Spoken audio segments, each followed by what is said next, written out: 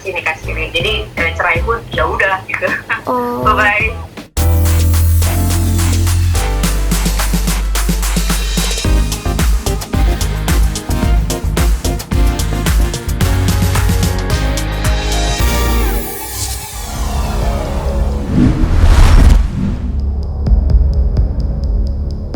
Usai melakukan tindak kekerasan dalam rumah tangga atau KDRT terhadap Ratu Rizky Nabila pada 2020 lalu, sebelum akhirnya resmi bercerai pada 5 Mei 2021, kini pesepak bola Al-Fatd Fathir kembali dikabarkan melakukan tindakan KDRT terhadap istri barunya, Nadia Christina. Melalui akun media sosialnya, Nadia mengungkapkan jika dirinya telah mendapat kekerasan dari sang suami di saat ia sedang sakit lantaran dinyatakan positif COVID-19. Namun, rupanya kekerasan tersebut telah diterima Nadia sejak lama. Nadia mengungkapkan ia telah mengalami KDRT sejak dirinya dan Al-Fatd berbulan madu usai menikah siri pada 4 April 2021 lalu. Tindakan kekerasan tersebut terus dilakukan Al-Fatd dengan menggunakan tangan dan kakinya sendiri setiap kali ia marah dan tak mampu menguasai emosinya. Bahkan Nadia sempat mengunggah foto mobilnya yang rusak akibat kekerasan yang dilakukan Al-Fatd terhadapnya. Saya cuma mengungkap fakta, masih cerita kalau keadaannya itu tidak baik-baik saja, kan? Keadaannya itu gimana ya kak? Capek pura-pura ya. Keadaannya saya capek berpura-pura. Itu waktunya saya untuk mengungkap fakta bahwa apa yang saya alami. Dan saya dihujati kan di Indonesia katanya A, B, C, D, E, F, G. Jadi inilah saya sesungguhnya. Saya udah gak mau jadi sama yang siapa-siapa. Saya mau jadi diri saya sendiri. Saya mau jalani hidup lebih baik. Itu dari honeymoon kan. Dan dikasih itu kan bulan April ya. April itu antara April ke Juni. April saya ke Bali. Ke Bali itu honeymoon. Pergi honeymoon terus ada 2 kali kejadian KDRT. Yang pertama masih oke lah, masih bisa dimaafkan, saya maafkan. Yang kedua di depan teman-teman saya dia melakukannya.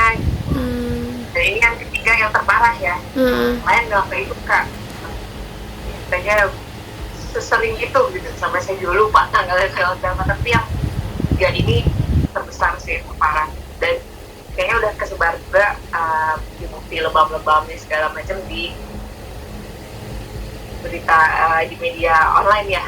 Ini kak, dia sudah merugikan aku secara mental, fisik, materi. Yang dia rusak itu darah saya, yang dia rusak itu badan saya juga. Semuanya pakai badan, semuanya nggak pakai alat kaki, pakai ini dia sendiri tangan kaki. Mobil sampai hancur begitu dipakai kaki dia. Ditonjok, dicek 3 kali, terus kremes gitu mukanya sampai bonyok begitu kan, sampai begitu gitu. Kremes berkali-kali karena saya kan teriak-teriak ya, kalau setiap teriak-teriak masih kayak tolong dia dan terima kremes gitu. Berarti bisa dibilang orangnya tangan, badan, tangan, kaki semuanya kak. Satu badan juga kan dijenggut-jenggut sakit gitu. Ini saya sekarang bisa ketawa soalnya udah melewati masa itu ya. Seolah tak terima dengan tudingan Nadia, Al-Fatd pun sempat membalas melalui akun Instagram miliknya dengan menuding Nadia hanya mencari sensasi. Semakin tak tahan melihat sikap Al-Fatd yang enggan mengakui kesalahannya, Nadia pun sudah tak ingin menerima Al-Fatd lagi untuk kembali ke dalam hidupnya. Padahal sebelumnya Al-Fatd telah membuat surat perjanjian untuk tak lagi menyakiti Nadia yang disetujui sendiri olehnya. Namun bukannya berubah dan meminta maaf, Al-Fatd justru mengancam untuk membongkar aib Nadia. Meski begitu, rupanya Nadia masih belum mau membawa tindakan KDRT Al-Fatd ke ranah hukum lantaran masih menantikan itikat baik Al-Fatd. Namun jika pada akhirnya tak ada itikat baik, Nadia menegaskan dirinya akan melaporkan tindakan KDRT Al-Fatd tersebut. Dan kini, Nadia pun menyatakan dirinya telah resmi berpisah dari Al-Fatd, di mana sebelumnya keduanya menggelar 2 kali pernikahan, yakni pada 4 April 2021 serta 6 Juni 2021 yang rencananya akan disahkan secara hukum negara namun akhirnya batal. misalnya dikeumumin aja kan kata-katanya. Kata-katanya itu apa sih, cari sensasi ya kan? Iya. Ini ya, di pekerjaan aku mencari uang juga aku tidak ada membutuhkan untuk maksudnya sensasi ya kak ya. Terus kalau cari sensasi kok sampai begini gitu. Ini kayaknya cari sensasi kok buka aib gitu. Guys, ini aib kan kak ya. Jadi, ayolah akuin ini salah gitu, jangan malah jadi kayak kan kak. Iya. Susah nggak sih, susah itu kan minta maaf gitu, sampai bilang cari sensasi, mohon maaf ya dari pundi-pundi dari sensasi gitu ya kak ya. Jujur sebenarnya dia sudah bikin surat perjanjian. Kenapa bikin surat perjanjian? Karena kita masih tinggal satu atap dan saya kondisinya lagi covid nih kak. Kondisinya lagi covid, orang tua khawatir dan nggak bisa nyamperin juga kan. Jauh di Sukabumi. Jadi gimana nih caranya biar aman dulu nih anak saya? Orang tua saya bilang bikin surat perjanjian. Om saya juga bilang seperti itu, bikin surat perjanjian. Bikinlah perjanjian bahwa tidak akan setelah kejadian itu tidak akan menyakiti lagi dia lagi. Jaga-jaga karena kan mungkin tidak bisa kemana-mana kan, saya mau lapor juga nggak bisa, ya kan mau ngadu ke siapa juga nggak bisa. Ya gue untuk sementara kayak jadi ini dulu deh karena Nadia nggak bisa kemana-mana gitu loh kak. Tapi tamengnya ya itu kan saya udah bikin surat perjanjian, berarti saya lepas dong, maksudnya ya nggak gitu dong kak, bener nggak? Terus surat perjanjian kalau dia nggak akan mengulangi lagi, bukan berarti saya nggak boleh membuka fakta yang sebenarnya. Iya. Betul nggak? Iya betul. Kecuali dia baik-baik saja atau gimana. Toh tanggal 16-nya kejadian 15 nih kak. 15 bulan berapa tuh kak? Masih tutak-tutak saya, masih minta uang, masih apa segala macam. Sama aja KDRT kan, verbal abuse. Kita lihat reaksinya Alfat itu kan seperti apa. Kalau misalnya dia etikat baik, minta maaf lah gitu lah. Dia kan atlet ya, sportif lah, minta maaf, gentle dong gitu. Jangan beraninya ancem-ancem di WhatsApp segala macem. Gue kan udah punya surat perjanjian, gue udah baik dong gitu. Berarti dia sempat ngancam lewat WhatsApp berarti kak? Ya, bahwa dia akan membuka aib saya, dia akan apa itu juga udah aib aku, bener gak sih kak? Menurut saya ini juga udah aib saya yang saya buka untuk membuka fakta. Iya. Saya boleh dengan hal-hal seperti itu biar saya tuh diam gitu, tapi saya tetap maju. Ini kalau misalnya Mas Alfatnya tetap tidak mau minta maaf, apakah Mbak Nadia akan melaporkan ini ke jalur hukum apa gimana? Pasti dong. Oh pasti. Karena untuk memberikan efek jerah. Berarti sekarang. Akuilah, gitu. Berarti sekarang kakak ada. Itu salah. Bukti-bukti yang kakak pegang sekarang udah apa aja kak? Foto, ada surat perjanjian. Di situ justru surat perjanjian itu meneguhkan bahwa dia benar melakukan KDRT, benar gak sih? Nah, itu surat. Terus banyak deh kak sebenarnya, cuman yang saya share ke publik ya baru sebagian kecil gitu. Setelah 2 atau 3 hari isoman, 3-4 hari deh kayaknya, hari keempat saya pilih isoman sendiri karena kalau COVID itu kan nggak bisa kak di bawah tekanan. Iya. Kita kayak badan masih sakit, dipukulin, ini masih tahu kan kak, yang pernah COVID kalian masih tahu orang udah badan rentak juga, udah rentak pulih, rentak COVID. Jadi nggak bisa deh ini kayaknya hidup sama berbarengan sama ini gitu. Saya pengen cepat sembuh. Akhirnya saya memutuskan isoman sendiri. Saya nyuruh dia pergi gitu. Kamu cari tempat deh, aku mau isoman sendiri, aku mau sembuh cepat. Kalau untuk pisah secara resminya berarti belum ya kak?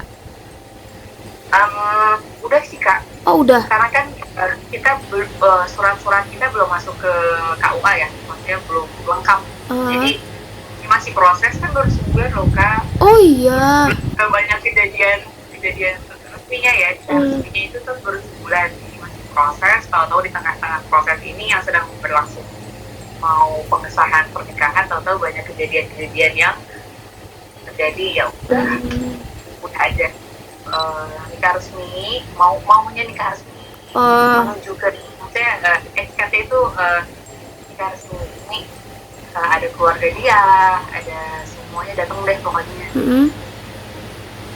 Tapi momen banget sebenarnya ya kayak. Tapi belum sampai ke belum berjodoh mungkin. Masih nikah siri. Jadi cerai pun ya udah gitu. Bye bye.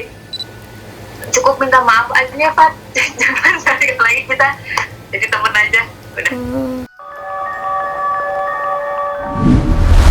Dari pernikahannya dengan Alfat, rupanya Nadia sempat dinyatakan positif hamil. Sayangnya, lantaran dirinya mengalami kelelahan dan stres akibat tindak kekerasan yang diterimanya, akhirnya membuat sang calon buah hati tak terselamatkan. Tak hanya itu, Nadia pun sangat menyayangkan lantaran putranya yang berusia 9 tahun sangat dekat dengan Alfat hingga kerap menirunya. Namun sayangnya tampaknya sang anak saat ini harus menerima perpisahan sang ibu dan ayah sambungnya tersebut. Dan usai menyadari kesalahan atas keputusannya menerima cinta Alfat setelah perkenalan singkat keduanya, Nadia pun dengan mata yang berkaca-kaca menyampaikan permintaan maafnya kepada Ratu Rizky Nabila atas kesalahannya di waktu lalu. Saat dirinya turut mendukung sikap Alfat terhadap Nabila yang meminta tes DNA terhadap anaknya Jewanio, serta sempat melontarkan kata-kata yang tak menyenangkan kepada Nabila yang diakuinya sebagai karma bagi dirinya. Mungkin cuma pengenalan 3 minggu pengenalan, terus merencanakan untuk menikah, ya udah gitu aja. Kita ketemu di depan apartemen Kak. Dan di parkir, terus ya udah. Itu satu kebodohan saya juga ya. Untuk teman-teman jangan ya jadi contoh. Kalau mau nikah pacaran dulu yang lama, jangan lama-lama juga sih, mesti kenalan dulu, terus baru deh nikah. Jangan buru-buru. kita nggak ada yang instan. Sebenarnya saya tempat positif, hamil, tapi ada KDRT juga. Terus ada pas hamil ada KDRT, terus sempat hamil ya Kak ya. Tapi habis itu mungkin saya kecapean, terus ya, keluar seperti mens biasa aja gitu, menstruasi. Positif. Sedih banget sebenarnya. Dia pengen banget malah. Dia pengen punya anak dari kakak. Cuman ya udah, mungkin Allah berkehendak lain, jadi belum dipercaya untuk punya anak lagi gitu. Saat anaknya kakak emang gimana sih kemarin pas deket sama Mas Alfat itu? Dia seneng banget tahu Kak. Senengnya gimana? Apa dia pengen jadi atlet juga kayak Mas Alfat? Banget, udah mulai mengkopi-kopi gitu kan. Tapi ya mungkin jodohnya pendek, ya tidak bisa lama, jadi ya udah. Tapi soal kakak cita-cita angan-angan kita ke depannya seperti apa, sudah merencanakan kehidupan seperti apa, ya buyar sudah.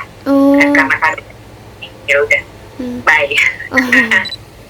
Untuk Mbak Rizky Nabila, saya Nadia Kristina meminta maaf atas ucapan saya yang pernah terlontar kemarin.